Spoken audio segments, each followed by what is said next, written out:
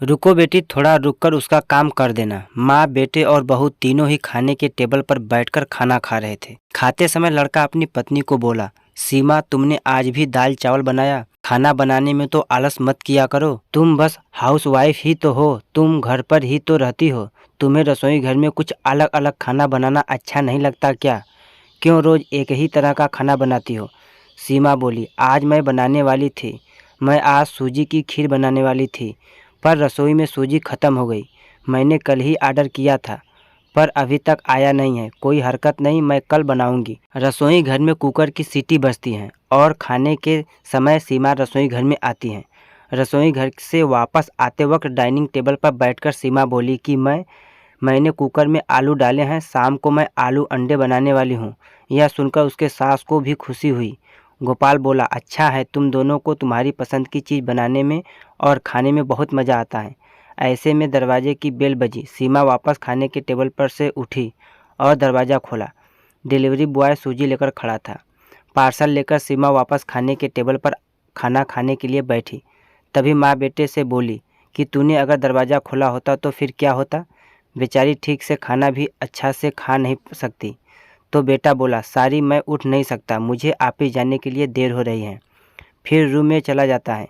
वो सीमा को आवाज़ देता है, मेरी फाइल मिल नहीं रही है, तुम ढूंढ कर दो सीमा।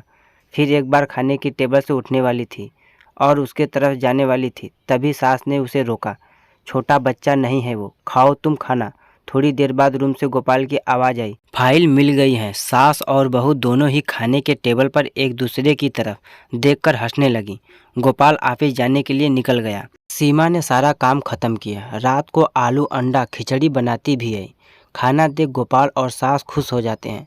सीमा सबका काम निपटा के सो जाती हैं। दूसरे दिन सुबह गोपाल उसके बेडरूम में फाइल ढूंढ रहा था और वह फाइल ढूंढने की वजह से बेडरूम पूरा अस्त व्यस्त कर दिया। गोपाल अकेले में बड़बड़ा रहा था। इस घर में कभी भी कोई चीज़ समय पर नहीं मिलती है। इन औरतों को कोई काम नहीं होता, इसलिए दिन भर इधर का सामान उधर करती रहती हैं। उसके आवाज़ से सीमा वापस उसके रूम में आती हैं और रूम की बुरी हालत देखकर उसे गोपाल पर गुस्सा आता है। वह गोपाल को पूछती है, आप क्या कर रहे हो? तभी गोपाल बोलता है, मैंने तुम्हें पिछले दिन दी हुई फाइल कहाँ पर है? सीमा तुरंत वह फाइल बाहर निकालती है और वह गोपाल को दे देती है। सीमा गोपाल से कहती है, इतना सारा सामान बिखरने से पहले मुझे एक बार पूछा तो होता, कितना सामान बिखरा पड़ा है? क्या मैं दिन भर यही काम करती रहूँगी क्या?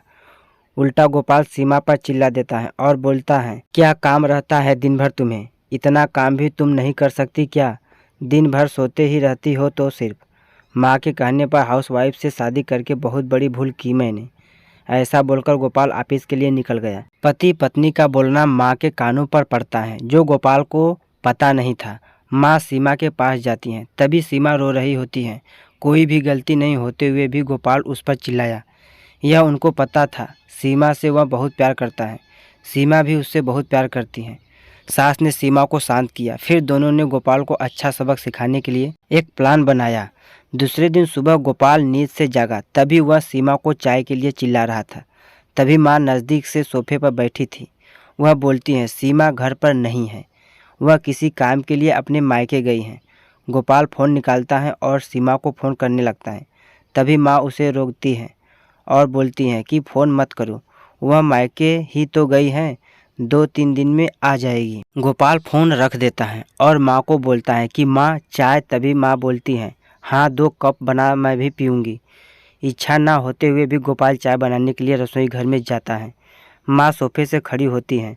बेटा गोपाल पुकारती हैं। वो सोचने लगता है कि माँ उसे रोकेंगी और खुद चाय बनाएंगी, पर माँ बोलती है, मेरी चाय में शक्कर कम डालना। गोपाल चाय बनाता है और वह चाय लेकर आता है। माँ और बेटा दोनों ही चाय पीते हैं। फिर माँ बोली, चाय अच्छी बनाई है, पर सीमा जैसा नहीं। वो चाय बनाती हैं तब तुलसी के पत्ते डालती हैं। उस चाय की तो बात ही अलग होती है बेटा। कोई बात नहीं, अगली बार तुम चाय बनाओगे तब ध्यान में रखना।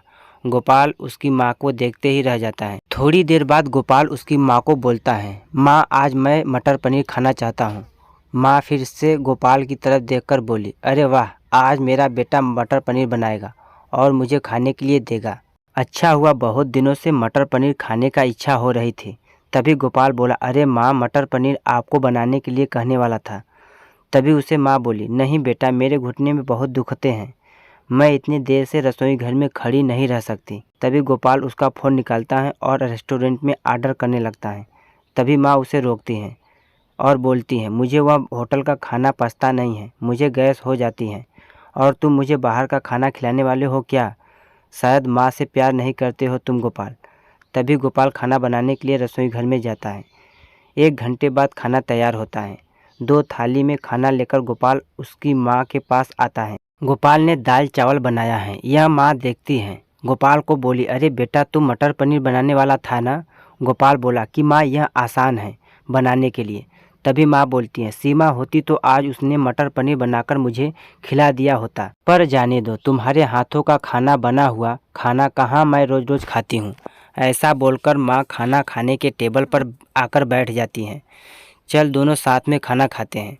गोपाल ने पहला निवाला मुंह में डाला ही था, तब माँ से उसे बोलती हैं, अरे बेटा, दाल में नमक कम है, जा और नमक लेकर आ। वो खाते खाते उठता है और रसोई घर में से नमक लेकर आता है और माँ को देता है। फिर से खाने के लिए बैठता है। तभी बीच में माँ खांसने लगी और गोपाल को बुलाती हैं, अरे बेटा, निवाला गले में अटक गया है, थोड़ा पानी लाना। गोपाल फिर खाते खाते उठा और पानी लाने गया। फिर वो पानी माँ को दे देता है। इस सब में गोपाल के चेहरे पर गुस्सा स्पष्ट दिखाई दे रहा था। गोपाल को अब समझ में आ रहा था कि वह सीमा के साथ जिस प्रकार बर्ताव कर रहा था, उसे कितना बुरा लग रहा होगा। वह यह सब खुशी से करती थी। उसके चेहरे पर कभी भी कोई सिकन नहीं दिखी। वह सोचते सोचते खाना खा रहा था। माँ यहीं पर नहीं मानी। खाना होने के बाद माँ गोपाल को बर्तन धोने के लिए कहती हैं और माँ उसके रूम में आराम करने चली जाती हैं। माँ उसे परेशान करने का कोई मौका न छोड़ती। वो गोपाल को बुलाकर चादर ओढ़ने के लिए कहती हैं। उसके बाद गोपाल रूम से बाहर जाता है तो उसे माँ रोकती हैं और एसी का टेम्परेचर कम करने को कहती हैं।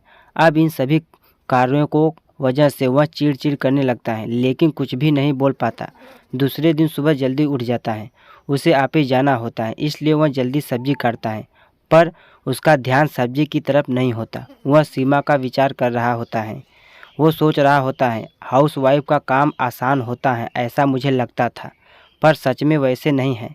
मैं कितना गलत बर्ताव करता था सीमा के साथ। मन ही मन पछता रहा होता है। तभी सब्जी काटते समय अपनी उंगली काट लेता है। वह उठकर बेसिन में उंगली धोने के लिए जाता है। ऐसे में सीमा उसके पास आती हैं और हाथ पर पट्टी बांधने लगती हैं। मतलब सीमा अपने मायके गई ही नहीं थी, गोपाल से छुपकर उनके ही घर में थी।